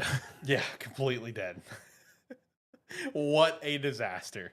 And man, if I fear Marathon could be a huge disaster as well. Oh, I don't think. I think even if they go away and come back in a couple years, I don't think the game's going to succeed. Oh yeah, no, I don't. I can't see it happening. I mean, man. I see there being a small chance that the game itself succeeds, but they're gonna have to come back with something big enough that really draws everyone in. Yeah, something huge. Because it's like they could come back in, and it could bring in like, I mean, depending on, I mean, they probably go big bucks and try to get some of like the big content creators to be sponsored for the game and stuff, which in itself would bring some people in while they're playing it. But the second those people hop off because they may not enjoy the game as much, like people aren't going to stay around for it. No, Right.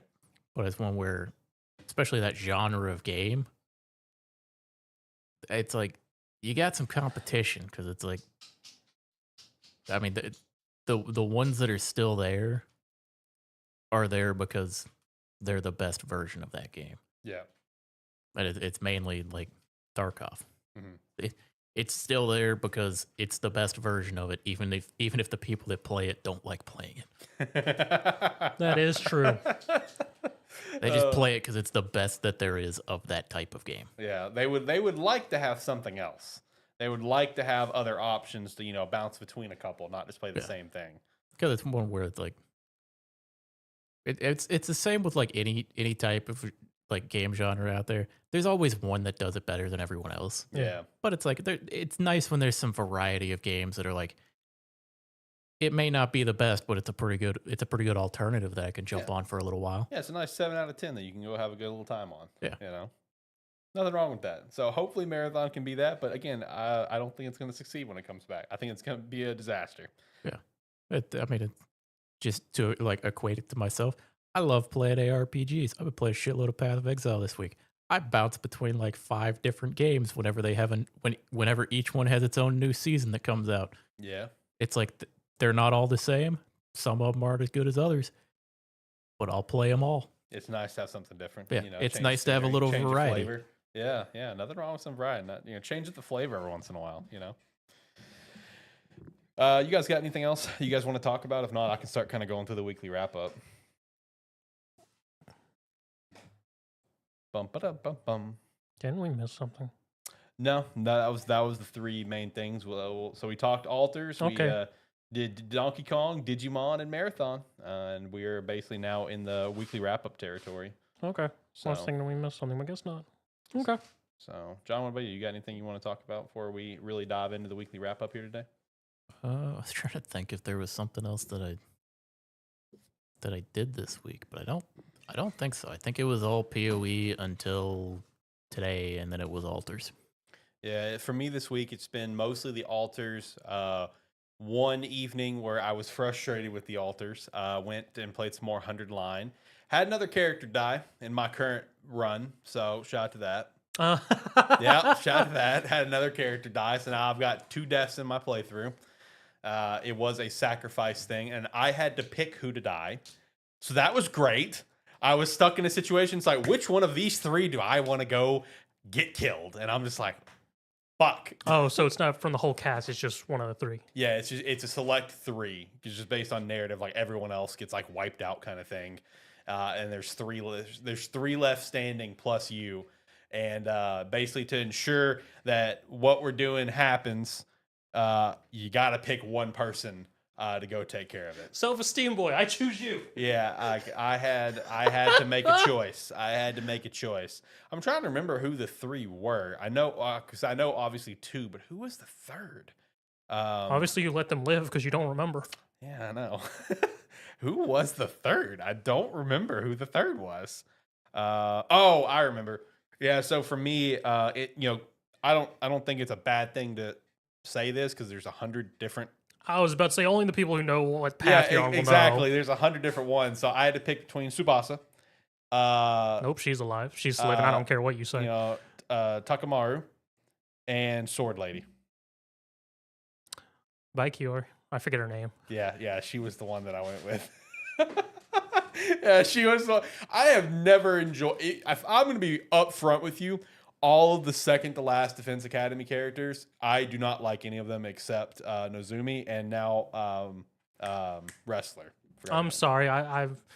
The other three I do not like. I like Pumpkinhead. I mean, I like all of them as characters, but as units, I don't like them. Do not like any of them. They're. Pumpkinhead is great for me for stall tactics. I mean, yeah, she can be 100%. I literally use all my barricades with her, and then just set up her towers and be like, "Yeah, get through this bullshit." Right. Yeah. But yeah, no. Sword Lady did make the sacrifice. It was a pretty epic moment. I was about to say her or Takamaru would be my go-tos because they probably have the best at her scenes. I want to see everyone's scenes. I Nope, want to. Tsubasa's not dying I want to see their scenes. unless the story forces it. Tsubasa's staying alive. I don't give a damn. Subasa's a great character. She is my mechanic, and she is always going to live. She's a great character. If ever choice because Tsubasa or someone else, everyone else is dead. Tsubasa is ride or die, quite literally. Yeah. No, I would be curious to see what their scenes, how it would play out. But yeah, no. Sword Lady did bite the dust for me. Unfortunately, so I have lost 2 characters in this playthrough based on story. Just on how it goes. So we'll see how it continues Actually, to go. I take that back. I probably would sacrifice Takamaru. Really? Yeah, because I love Takamaru. he's a great character. But I love him as a unit too. my sword lady, I have her built as a nuke. Okay. Literally, when any of the bosses show up on her side of the field, I went, "You're screwed," because almost indefinitely, I usually run Nozomi with her. If Nozomi's on the other side, I run Nozomi to her. Yeah. Because literally, I just use her her second skill, which stuns her. Yep. So it's literally just hit Nozomi, hit Nozomi. Right. So I usually end up racking a crap ton of damage on a boss.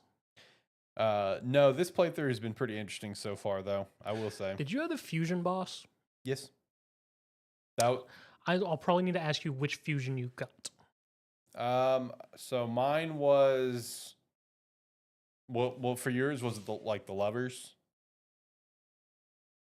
All right. Again, these playthroughs are vastly different. Mine was the 2 lovers. I don't think so because they very much did not act like lovers. So no. Yeah, no. When mine died, they were on the ground holding hands, talking about how much they loved each other, and they regretted that their son was going to grow up without their parents. And like all of your units is like, I feel like we're intruding in on something. It's like now that we can understand them, this is really depressing. Oh no, yeah, definitely not them. Yeah, no. So for me, it was the one that got Ema, and the other one was the one that got Ema, and God, what was the other one?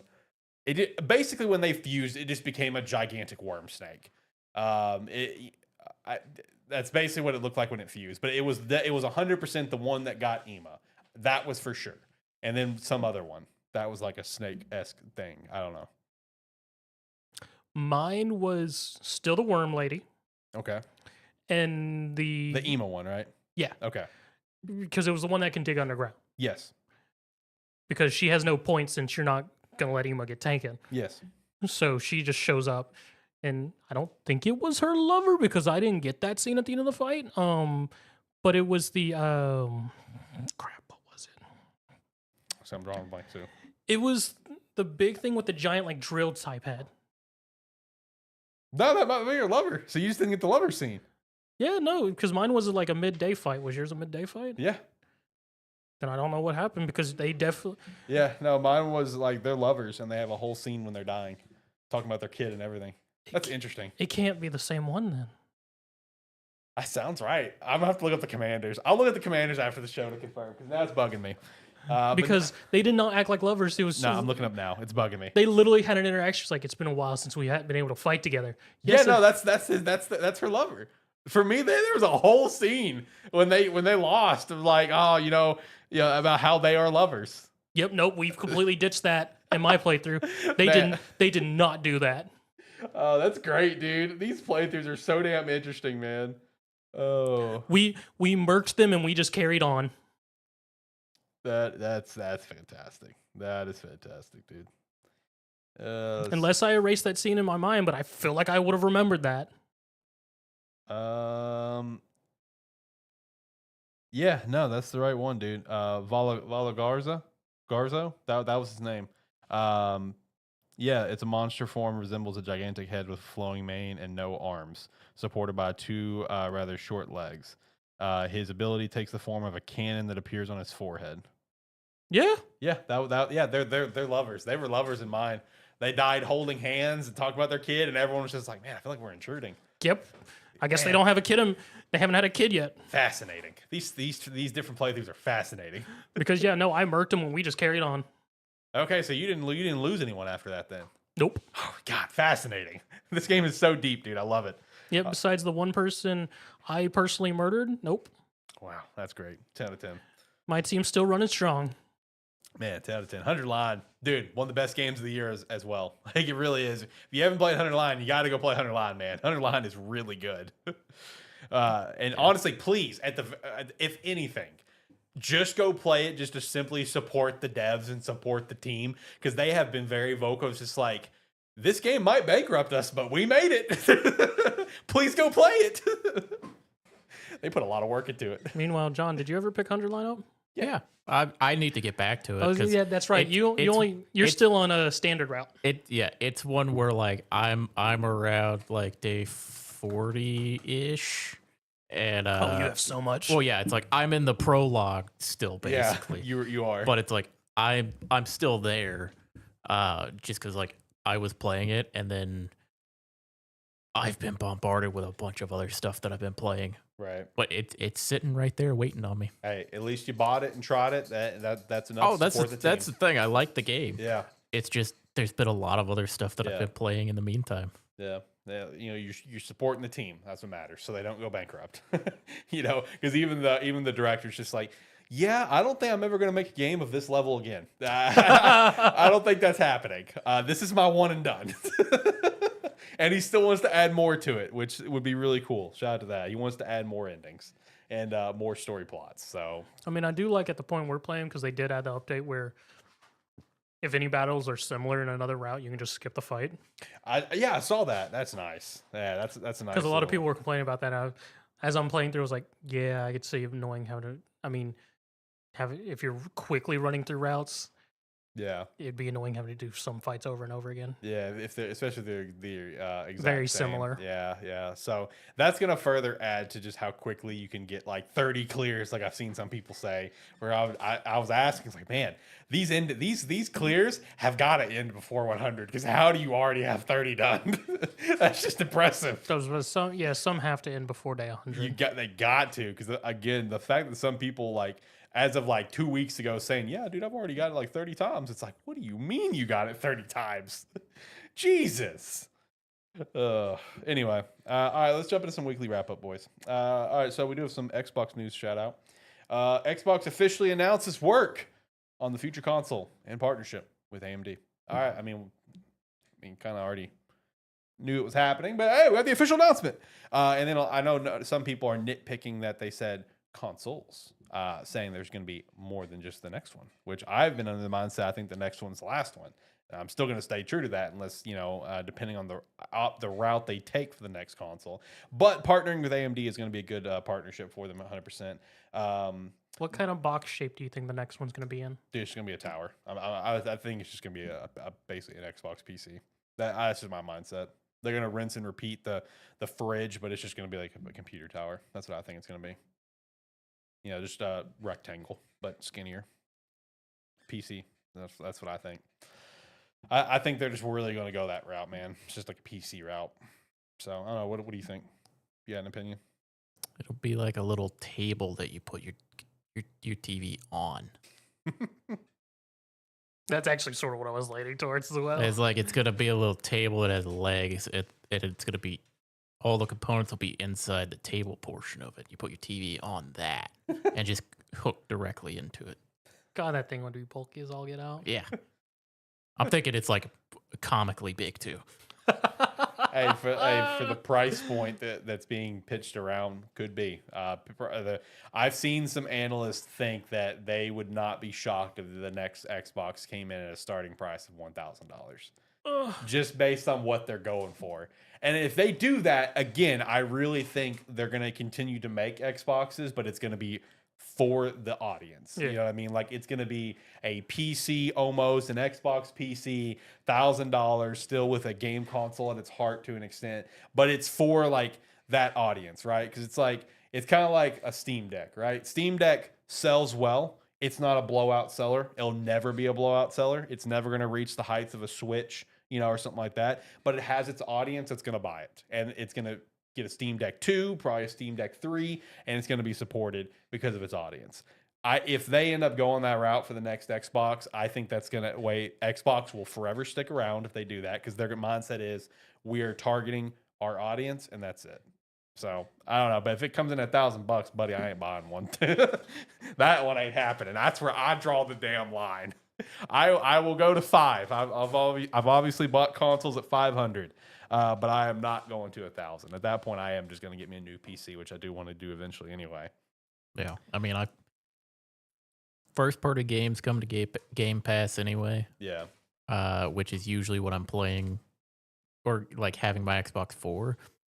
And since Xbox has moved in the Play Anywhere direction, and like the whole "this is an Xbox" campaign, it just means that in past years, not all games would come to PC Game Pass. Now all games do come to PC Game Pass. yeah, a lot more has been shifted over to PC Game Pass. Mhm. Yeah, and it's starting to become more of a norm. So it's one where if their next thing is that expensive, goodbye to the Xbox console for me. I'll just play everything on my PC. yeah, exactly. I already play half of it on my PC anyway. Yeah.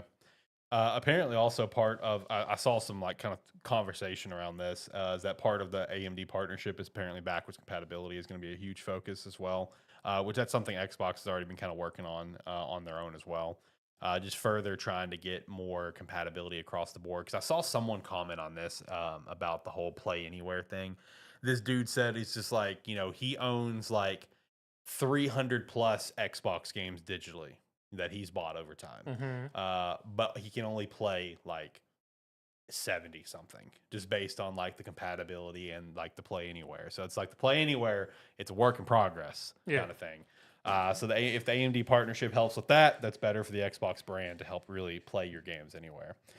There was also Xbox Quest 3 image that was leaked. Apparently, we got a Quest 3 Xbox VR headset in the works that's on the way. I saw the image for it. It's just, you know, black with an X logo, and it's a Quest. It's a Quest 3, but it's Xbox.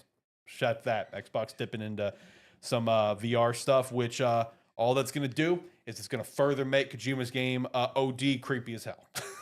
Like, up front, this cloud game he's working on, I imagine that could be a VR title potentially, or have a VR way to play, kind of like, let's say, the Midnight Walk, where you can do either or.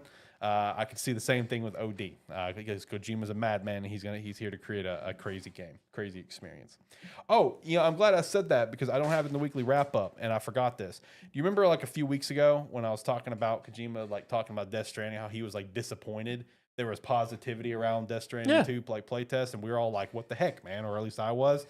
So he talked about that again like last week, like into last week, and kind of more clarified on it. That he said he felt like the reason he was disappointed with everyone like having super positive reactions is that he said at that point he feels like it would have become like too mainstream and not a unique experience that was going to really make you think and give you a unique play experience versus just being something standard that like universally is going to be loved. And I'm like, I can see where you're coming from. That makes more sense. Shout out to Kojima. But no, I mean, that's a fair mindset of just not wanting to just be the mainstream thing and do something unique and special and different. So that is very much a unique thing for Kojima and a few developers can aim for. Yeah, exactly. So I saw that clarification like in the last week or earlier this week or whatever, and I thought that was really interesting. Next up is apparently third-party games on the Switch 2 is not selling well. Not a surprise. Yeah. Who would have thought that like putting third-party games on a console years after their release wouldn't sell so well when people probably already tried to buy them on the previous console and they didn't run well. Well, I think my bigger takeaway from that is the fact of like you got third-party games releasing at the release launch where you're already pumping out the $600+ for the Switch 2, plus having to pay $80 for the first party games, you're going to focus the first party games if you have the extra money for that. Third party games are definitely going to be on the back burner when you recover from your financial hole that is the Switch 2. Oh yeah, that's like when I went and bought mine. I went and found the guy at the store. He goes, "All right, you want games with?" And I went, "No." See, I'm actually in the mindset. I think it's the game key cards, like because the number one seller of third parties is Cyberpunk. Okay. So like, I really think that, man, if it wasn't for Nintendo making such a big deal about, which I say that at the same time, you got to appreciate transparency, you know, because I mean, transparency is a good thing. Yes. But like, Nintendo's made such a big deal, and the gaming community, rightfully so, has made such a big deal about game key cards. I think that's what's killing it, personally, because it's like the whole idea of a game key card. That's not a new thing Nintendo did, No. right? Like, it's been around for a little while. No, I mean, they're the ones being openly transparent about it, which is a good thing, and now kind of a bad thing. because it's like there are whole channels like related to gaming that are focused on buying new game like discs for new games and putting it in their console with everything offline, not connected in any way to the internet, to see if the game's actually on the disc. Yeah. And it's like I've been seeing those pop up more and more. Yeah. And it's like, because you never know what you're buying. Half the games you buy that you get a disc for, you have to immediately, like, you plug it in and you immediately download. Yep. Oh, from this generation, then towards like the mid of previous generation. Yeah, no, that was very noticeable. Just Yeah. And it's like, you just have Nintendo's the first ones just being like, yeah, if you buy this one, it'll have the game on it. If you buy these ones, you'll have a download code. It'll prompt it for a download. Yeah. Basically. Which, you know, again, you know, you have to appreciate them having the transparency, but it's also like Nintendo presented that option for third-party developers to use, and it just so happens everybody's using it except CG Projekt Red and Marvelous. They're the only ones who's not. And that's also where people are upset with third-party developers. It's like CD Projekt Red did it. Marvelous has done it with their 3 or 4 titles they have coming out this year.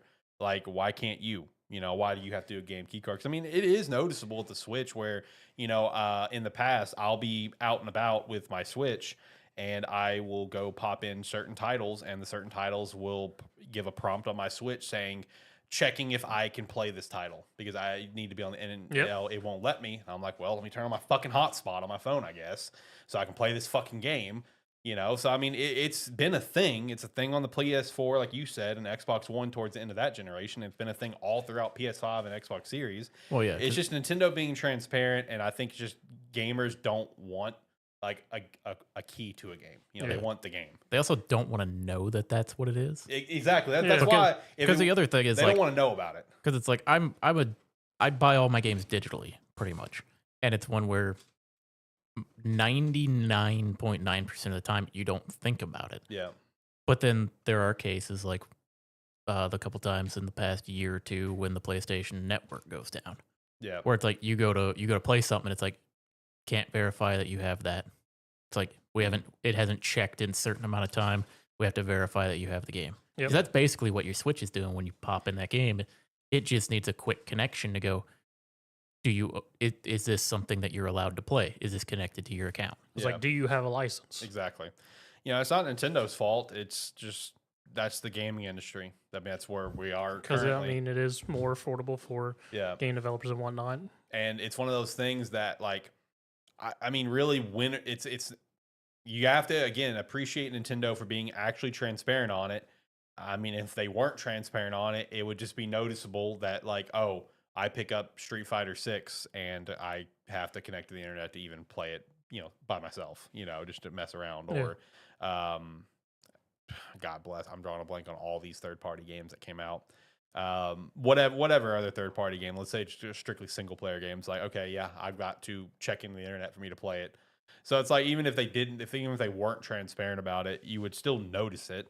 But it's like what you just said, people just don't want to know about it. Well, yeah. So it's also it's kind of the backlash because it is also Nintendo. Yeah. And people are used easy to pick on kind of thing. Everybody's used to when you have a cartridge for Nintendo product that you can play it no matter what. Yeah.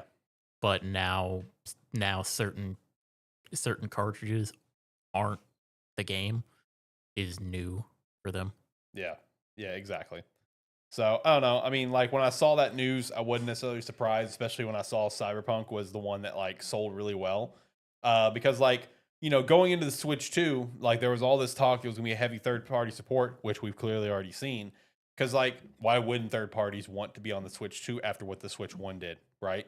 That's a good business decision, is let's get our game on the Switch 2 because the Switch 1 was great. But it's like if so many developers are going to lean in towards this game key card, it's just going to turn off gamers. So what I'm going to be curious about is that after this launch debacle, if going forward we start seeing developers take the time to actually put the game on the cartridge like CD Projekt Red did. If we start to see more third parties, like let's say going into 2026 that are not game key cards, then I feel like we can look back at the launch lineup and say, oh yeah, it was probably just because no one wanted a game key card. That's why they didn't buy it. So I don't know. It's just an interesting thing that came out. I could only assume that for third parties, it's cheaper for them to make a Almost game definitely. card. Yeah. And that's why a lot cheaper of them, and probably faster. Yeah, because like we can pump these out way faster than actually having to put the game on there. Almost definitely. Yeah. I mean, it's probably the standard because as we just mentioned, I mean, a lot of games currently do that anyways on current generations. So it's probably a pretty significant standard at this point. And one other thing as well is that you got to look at like probably some developers and studios and publishers looking at what's happening right now with all these game key cards not selling well and the few actual games selling well. And they're probably going to sit here and say, like, for one title or another, okay, yeah, we need this on the cartridge. Because like a great example that I thought of immediately when I read this article is the possibility of Final Fantasy 16 coming to the Switch 2. Because Final Fantasy 16, as we know, did not sell well on the PlayStation. Square Enix has come out and said that, like, hey, we want to change our strategy going forward. We want our games on more consoles for more people to play it. Obviously came out on Xbox and it has bombed because that's not your audience. Xbox is not your audience. If Final Fantasy 16 gets over to the Switch 2, you're hitting a larger audience, especially over in Japan, right? Like that is your audience. Xbox is unfortunately just not your audience. 16 is on PC, right? I don't think it's on PC. I don't think it got a port yet. No. It might have. I can't remember. No, I don't think it has a port yet because I think the last one to get a port to PC, if it has got its port already, it was Rebirth. Yeah, I think it was Rebirth. Yeah, Rebirth does. They like Sony, because the other thing is Final Fantasy in general hasn't been selling well. Yeah, true. Because like even Rebirth was underperforming. Like with Sony, and that's why they probably rushed to get it to PC, and then probably gonna I think they're selling it on Xbox too at some point. It is. Yeah, they are. I think so. But it's like at some point, yeah, because Remake is now coming on there. Yeah, Remake is about to release. Because they're trying to get it around, but I think that the honest truth is people are kind of down on Final Fantasy. That's also fair. Because it's like everybody was up on it for FF7 Remake, but then Rebirth comes out and doesn't sell near as well. Even though it's still solid. Yeah, but I think it's the majority of people are me in that situation. Careful about the majority word. No, it is clearly a majority because it sold a fraction of what the first game did. Yeah. I think the majority of people are probably like me in that, where it's Final Fantasy Remake is like the first 15 to 20% of FF7.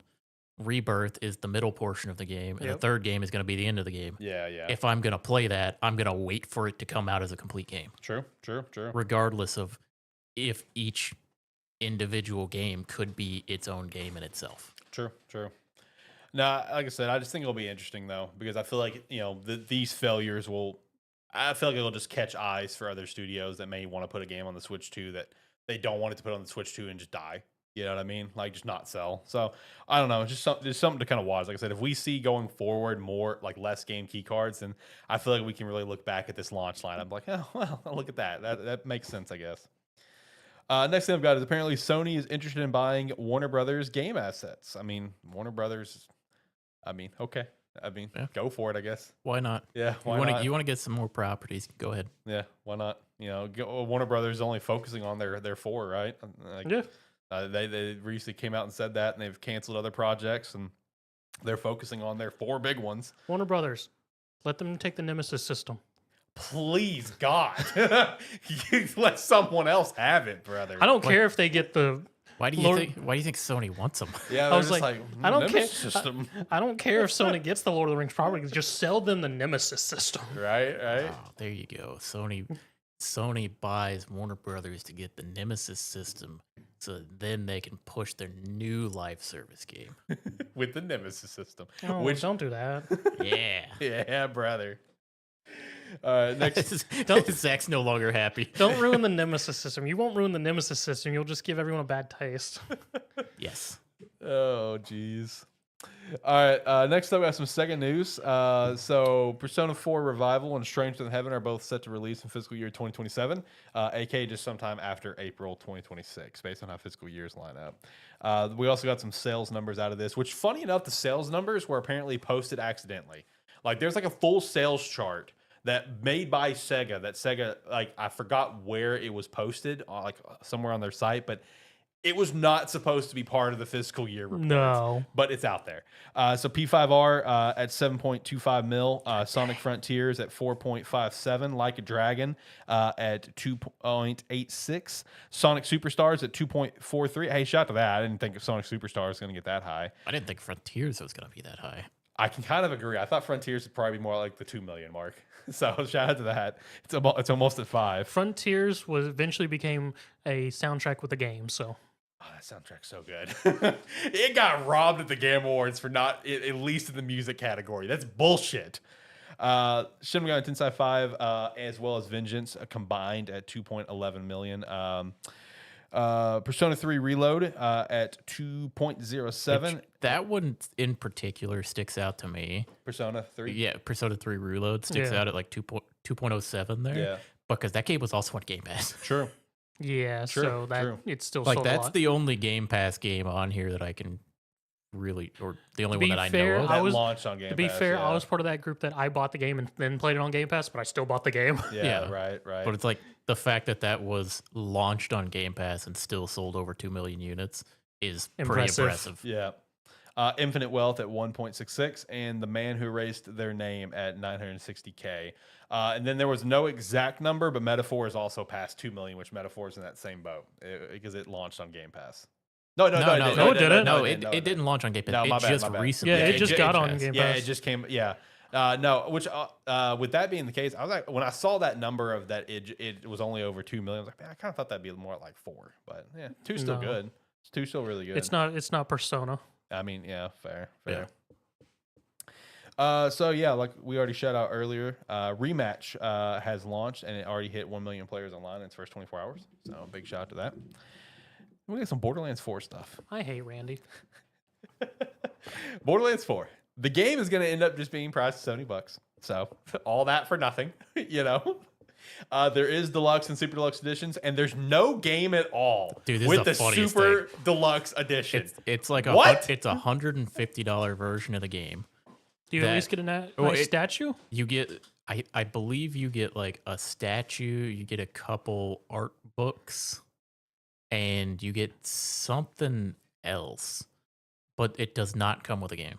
Do you get a digital code? No, you don't have the game. Game not included. Game is not included. Sold separately. This is just a So you're buying a merch bundle? yeah, Yes. it's a merch bundle Yes.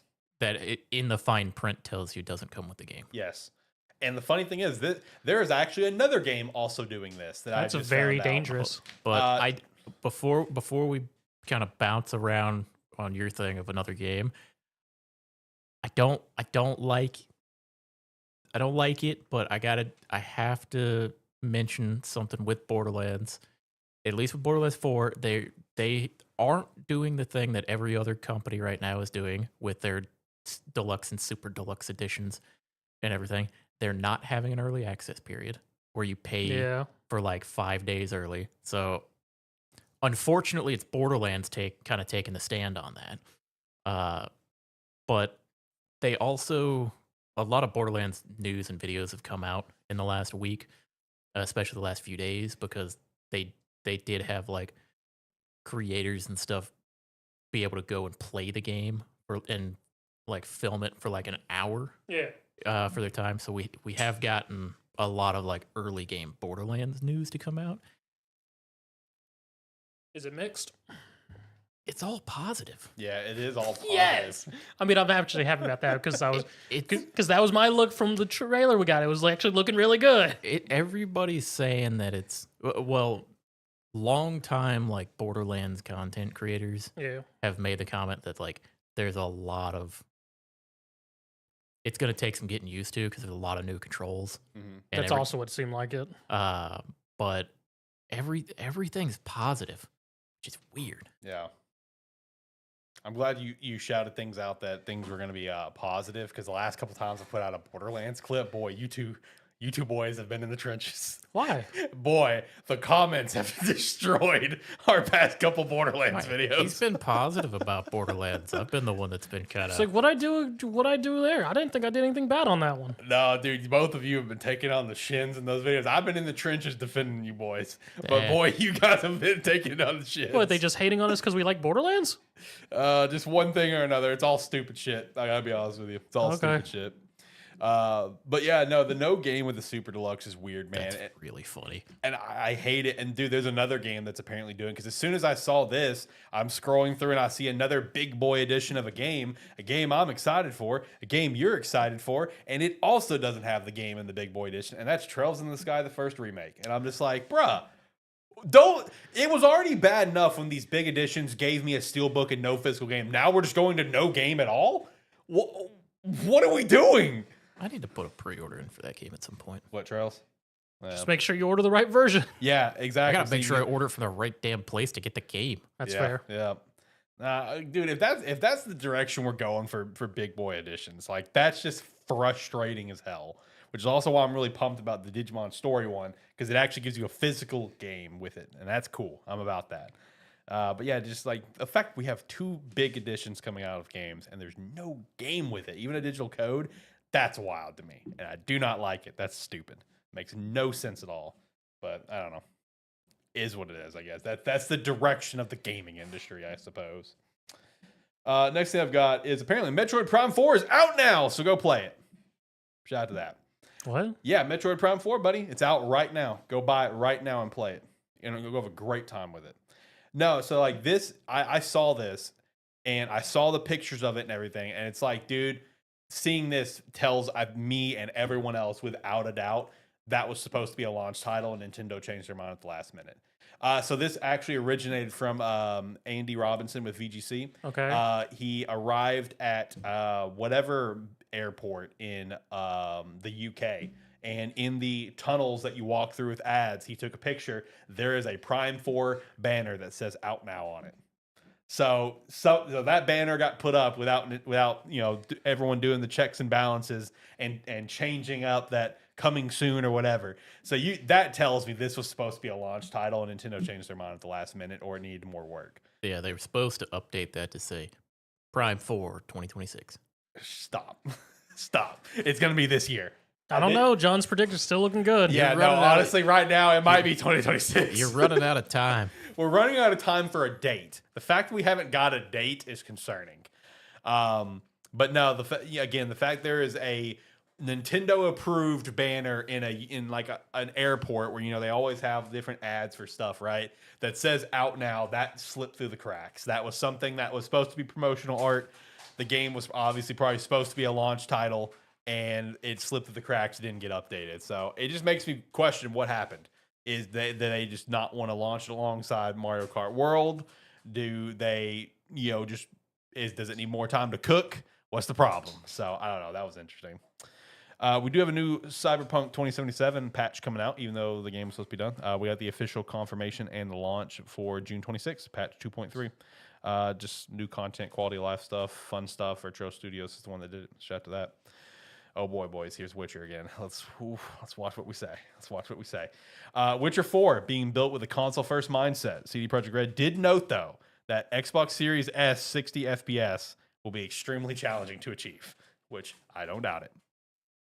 No, so they basically going with this route, they just don't want to make the same mistake they made with Cyberpunk, where it was PC built and worked backwards. They're starting at console and working up.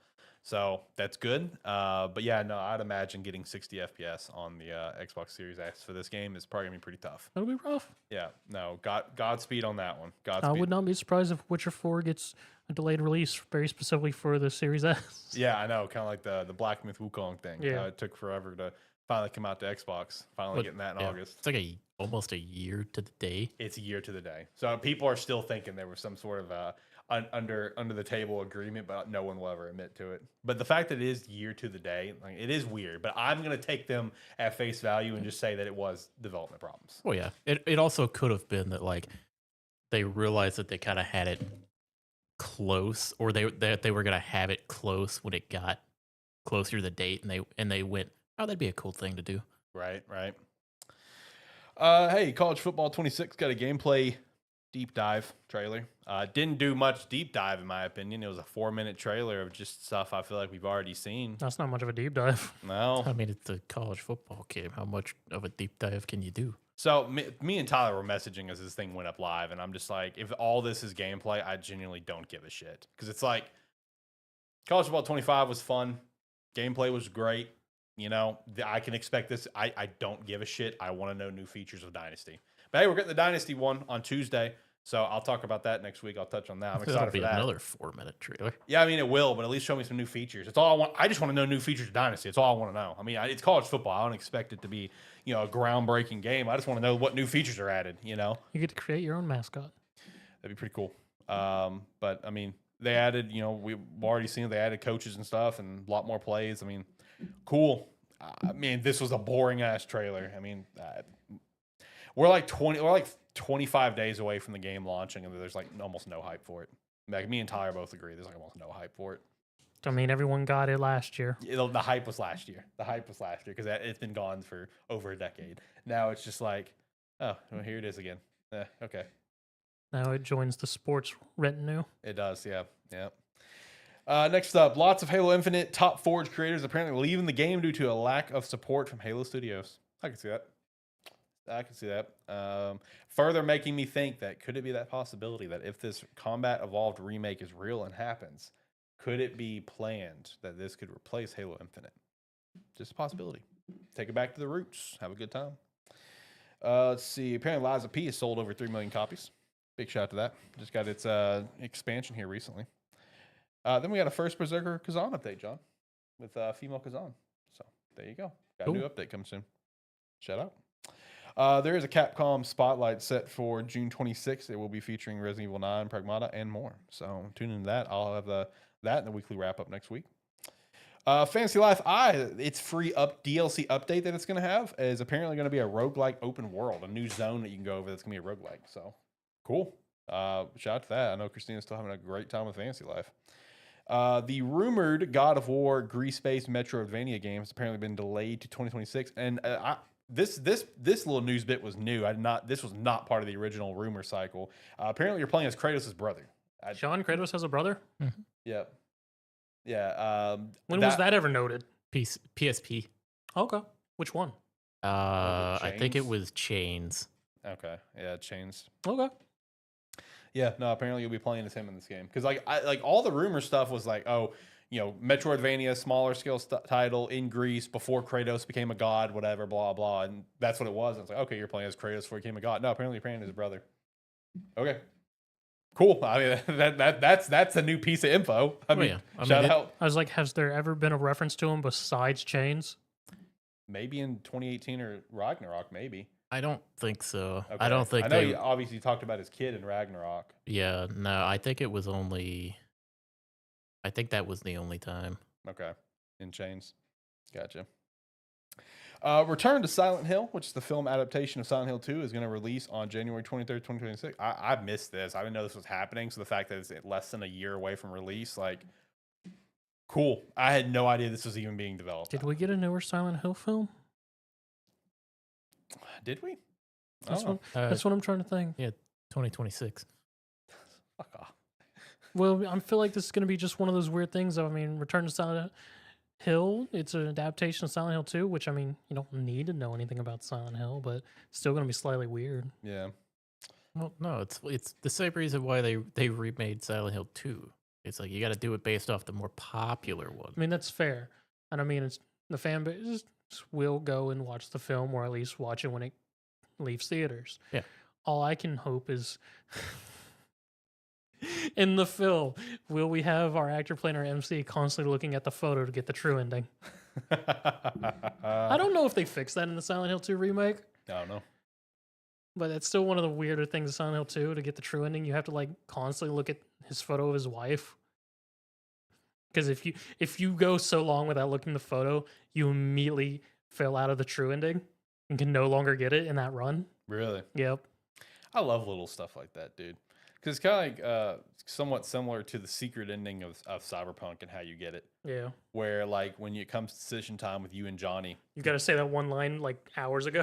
yeah, like you just don't do anything. Right, you just sit there. You put the controllers down. You just sit there. The game's just it's just there, and then Johnny will end up talking after like 5 minutes. You know, there's another option. But to even get that, you have to at a dialogue back in the junkyard, literally hours beforehand in the game, you have to say a specific line to Johnny, and if you don't, it's basically where you kind of become friends with Johnny. Yeah. And like, yeah, you have to say certain dialogue to him about like how he'll be remembered and what he is and blah blah blah. You have to say certain lines. and if you screw that up, guess what? Johnny's never going to offer the third way. Also, I love that for that secret ending, even with all the updates and fix they made, they didn't take out the T-pose. Love that to death. Love that to death. That is because I just did the secret ending for my last playthrough, and I'm like, where's that T-posing motherfucker? And I'm running through there, and there's Johnny, just T-posing glitched right there. I'm like, thank God that's still in the game. That's 10 out of 10. Oh yeah, that's the secret part. Yeah, that is the secret part. Is him glitched and T-posed. So I'm glad it's just a part of the game now. So next up is a Roblox game called Grow a Garden, peaked at 16 million plus players at one time, breaking Fortnite's previous record of 14 million plus. Yo, dude, some of the numbers that's on these Roblox games are crazy. Roblox is insane, bro. Dude, insane. Like the numbers are unbelievable. It's literally a game for the whole family. Shit, yeah, it is. Like I've seen, because Queso does a lot of Roblox stuff, and like he'll go, like I've seen like clips or whatever where, he'll go check out this. Like he's like, there's no way there's 7 million people playing this random game right now. Oh yeah, there is.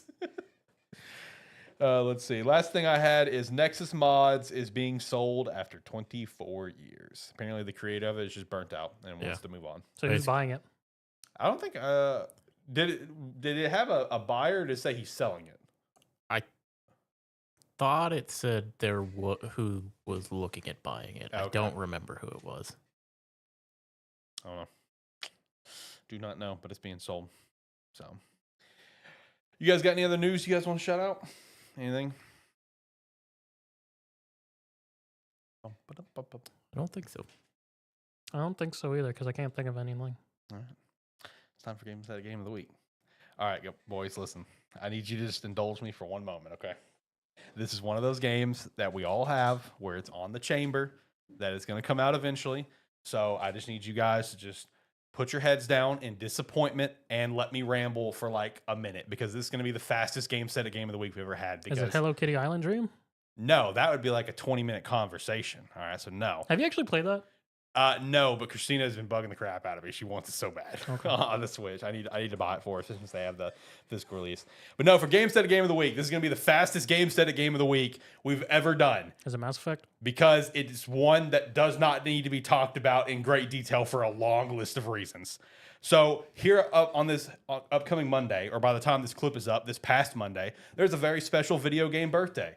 It also happens to be my birthday. So I'm going to shout out one of my biggest guilty pleasure games out there, which is also one of the worst video games ever created, and that is Sonic 06.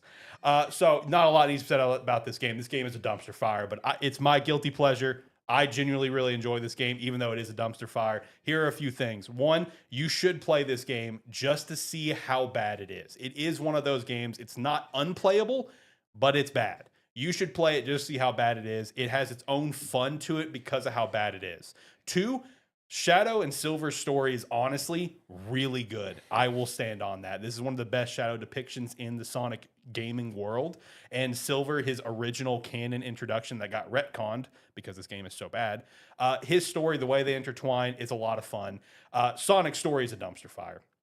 Up front, Princess Elise is my most hated video game character ever created, in the sense of you shouldn't exist. This is the one where he falls in love with a human, right? Yes, that's Okay. Princess Elise. My most hated video game character ever, in terms of a character that shouldn't exist, right? Like, you know, my most hated game character ever that's just a great character is Micah Bell, but he's a great character. Elise should not exist. That is Sonic Story is a dumpster fire. But look, Shadow and Silvers is a lot of fun. Play it for just them alone. Their story is great. The performance by Jason Griffith for Shadow is incredible. And 3, the music in this game is honestly really good. The level design, even though the gameplay is wonky, you'll fly off the cliff at times, the levels are actually really cool. And it's further shown in like PO6, right, where the game's fixed. But don't just go jump to PO6. You got to play Sonic 06. You got to play the OG and see how bad this game is for yourself. Wait, PO6 got finished? Yeah, he's done. He's done because he's not doing any story stuff. He just did level stuff and he's done. Yeah, he openly said he's not doing open world. He's not touching story stuff. It's just play the levels. Okay. Yeah. So play the original 06 because you do need to see how bad it is just for your own. It's not one of those unplayables, but it is bad enough. Like, oh yeah, I'm just curious. I'm curious how bad this is. But yeah, Sonic 06 Game Set Game of the Week. It's been on my docket for a while just because it is my guilty pleasure. And like I said, Sonic's birthday is on Monday, and it happens also to be my birthday. So I wanted to shout the guilty pleasure game. So Game Set Game of the Week, one of the worst video games ever created, Sonic 06, the game that set Sonic back almost a decade. That's debatable, saying it's the worst game ever created. One of. Yeah, it's one of the worst games ever created. Almost killed Sonic as a property. Sonic was damaged for about a decade because of this damn game, but it's still my guilty pleasure. So, all right. So, I was gonna mention I did remember one thing. Did you guys see that Expedition got knocked off the throne of the highest rated game of the year? I did see that. Yes, I did. By Tears of the Kingdom, Nintendo Switch 2 edition. Fucking stupid. Absolutely That wild. shit makes me so mad. You think it's going to be in contender for Game of the Year? Oh, brother, if it was, I'd be pissed. And I love Tears of the Kingdom, but damn, I'd be pissed if they did that shit. It's like, well, it didn't stand a chance against Baldur's Gate, so now it gets another chance. Fuck you. This is Expedition's year. This is Expedition's year.